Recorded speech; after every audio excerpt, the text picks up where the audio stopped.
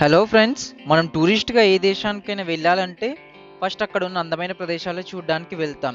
అవి బీచెస్ అయినా, ఫారెస్ట్స్ అయినా, మౌంటైన్స్ అయినా, ఇంకా హిస్టారికల్ ప్లేసెస్ అయినా. కానీ ఫ్రెండ్స్, మనం ఏదైనా డర్టీయెస్ట్ కంట్రీకి గానీ, అక్కడున్న ప్లేసెస్ గానీ ఎక్స్‌ప్లోర్ చేయడానికి వెళ్తామా? వెళ్ళలేము.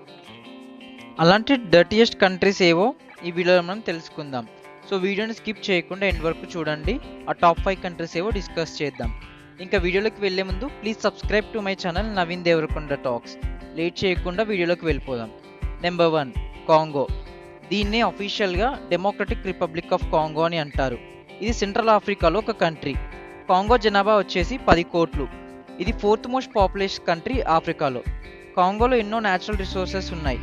ప్రపంచంలో second largest tropical rain forest ఇక్కడే ఉంది. ఇంకా బయోడైవర్సిటీ విషయానికి వస్తే ఇక్కడ మోస్ట్ రేర్ స్పీసీస్ అయిన మౌంటైన్ గొరిల్లాస్, ఒకాపీస్, బనోబోస్ ఉన్నాయి.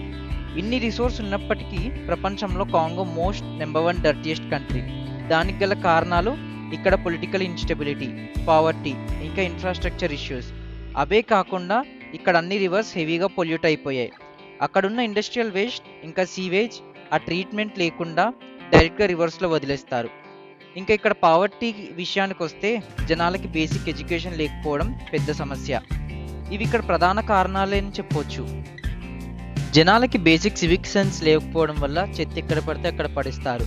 దాని వలన అక్కడ మస్కిటోస్, ఫ్లైస్ అన్నీ చేరి చాలా దుర్గంధం వస్తుంది. మీరు టూరిస్ట్గా కాంగో కనుక విజిట్ చేయాలనుకుంటే ఒకసారి ఆలోచించుకోండి. అక్కడ 2 రోజులు కాదు కదా, ఈవెన్ 1 గంట కూడా ఉండలేదు. Number 2 south Sudan.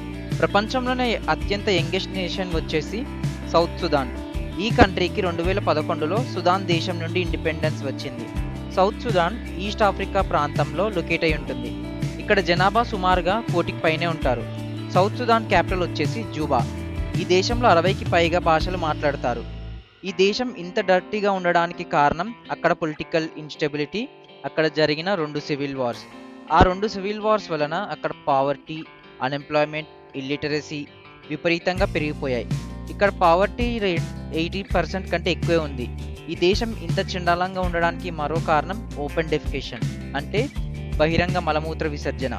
ఇంకా ప్రాపర్ శానిటేషన్, వాటర్ ఫెసిలిటీస్ లేకపోవడం వల్ల అక్కడి ప్రజలు ఇప్పటికీ డైలీ ఎన్నో ఆరోగ్య సమస్యలు ఎదుర్కొంటూనే ఉంటారు. నెంబర్ 3 బంగ్లాదేశ్. మన సరిహద్దు దేశమైన బంగ్లాదేశ్ ప్రపంచంలో డర్టీయెస్ట్ కంట్రీస్లో ఒకటి. దీని క్యాపిటల్ వచ్చేసి ఢాకా. బంగ్లాదేశ్ పాపులేషన్ సుమారుగా 17 కోట్లు. మీకు తెలిసిందే 1971లో బంగ్లాదేశ్కి ప్రస్తుతం ఉన్న పాకిస్తాన్ నుండి ఇండిపెండెన్స్ వచ్చిందని. బంగ్లాదేశ్ ప్రపంచంలోనే హైయెస్ట్ పాపులేషన్ డెన్సిటీ ఉన్న దేశం.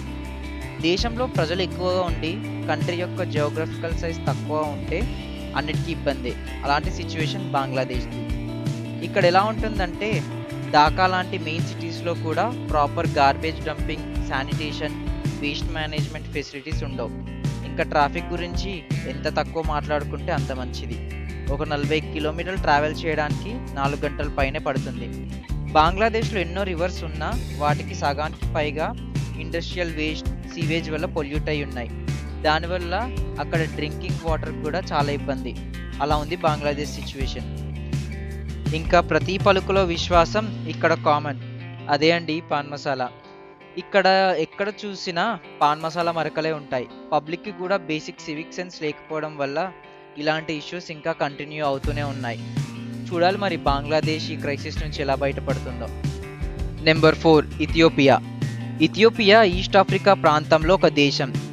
ఈ ఇథియోపియా దేశంలోని ఆది మానవులు మొదటగా ఉన్నారని చరిత్ర చెప్తుంది. మన ఎర్లీ హ్యూమన్ యాన్సెస్టర్స్ అయిన ఆస్ట్రోలోపిథెకస్ని ఇక్కడే డిస్కవర్ చేశారు. ఇథియోపియా క్యాపిటల్ వచ్చేసి అదీస్ అబాబా. ఇక్కడ పాపులేషన్ సుమారుగా 12 కోట్లు. ఈ ఇథియోపియా దేశం యొక్క అధికార భాష వచ్చేసి అమ్హారిక్. ఫ్రెండ్స్, మీకు తెలుసా ఇథియోపియా దేశం ఒక్కసారి కూడా కొలనైజ్ అవ్వలేదు. అంటే British, French and Spanish empires ఒక్కసారి కూడా ఈ దేశాన్ని ఆక్యుపై చేయలేదన్నమాట. ఇంత హిస్టరీ ఉన్న ఈ దేశం చూడడానికి మాత్రం చాలా డర్టీగా ఉంటుంది. మనకి ఎక్కడ చూసినా చెత్త చెదారమే నిండి ఉంటుంది. దానికి గల ప్రధాన కారణాలు అక్కడ రాజకీయ నాయకులు, ఇంకా ప్రజలు. గవర్నమెంట్ ప్రాపర్ ఫెసిలిటీస్ ప్రొవైడ్ చేయకపోవడం వల్ల అక్కడ సరైన వేస్ట్ మేనేజ్మెంట్ కానీ డ్రైనేజ్ సిస్టమ్ కానీ లేదు. దానివల్ల అక్కడ ఉన్న మేజర్ రివర్స్ అన్నీ పొల్యూట్ అయిపోయాయి. ఈవెన్ డ్రింకింగ్ వాటర్కి కూడా ప్రజలకు యాక్సెస్ లేకుండా ఉంది. దానివల్ల వాళ్ళు ఎన్నో ఆరోగ్య సమస్యలను ఎదుర్కొంటున్నారు. ఈ చెత్త చెదారం ఎక్కడ పడితే అక్కడ వేయడం వల్ల, ఇంకా ఓపెన్ డెఫికేషన్ అంటే బహిరంగ మలమూత్ర విసర్జన వల్ల చాలా దుర్గంధం వస్తూ ఉంటుంది. ఇలాంటి ఇష్యూస్ అన్నీ రిపీట్ అవ్వకుండా ఉండాలంటే గవర్నమెంట్ ప్రాపర్ మెజర్స్ని ప్రొవైడ్ చేయాలి. అలాగే ప్రాపర్ స్ట్రిక్ట్ రూల్స్ని ఇంప్లిమెంట్ చేస్తే ఈ సిచ్యువేషన్ నుంచి ప్రతి కంట్రీ బయటపడవచ్చు. నెంబర్ 5 నైజీరియా. నైజీరియా దేశం వెస్ట్ ఆఫ్రికాలో ఉంటుంది. ఈ కంట్రీ పాపులేషన్ సుమారుగా 22 కోట్లు. నైజీరియా ఆఫ్రికా కాంటినెంట్లోనే ఫస్ట్ మోస్ట్ పాపులస్ కంట్రీ. నైజీరియాలో మనకి tropical rain forest, Niger and Benue rivers locate అయి ఉన్నాయి. నైజీరియాలో మనకి 250కి పైగా ఎథనిక్ గ్రూప్స్ ఉంటాయి. దాంట్లో మెయిన్ వచ్చేసి హౌసా, యోరుబా అండ్ ఇగ్బో.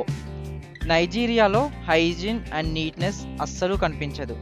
దానికి గల ప్రధాన కారణాలు poor waste management collection system. అంటే మనకి ఎవ్రీడే వచ్చి చెత్త తీసుకొని వెళ్ళరు. దానివల్ల చెత్త పేరుకుపోయి ఎక్కడ పడితే అక్కడ కనిపిస్తుంది.